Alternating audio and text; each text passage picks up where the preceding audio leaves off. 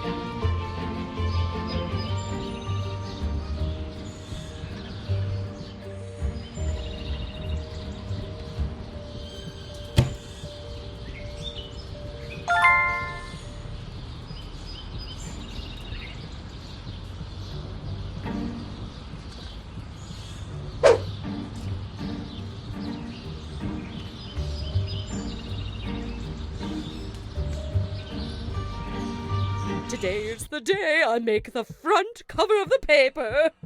I mean, who else could it be?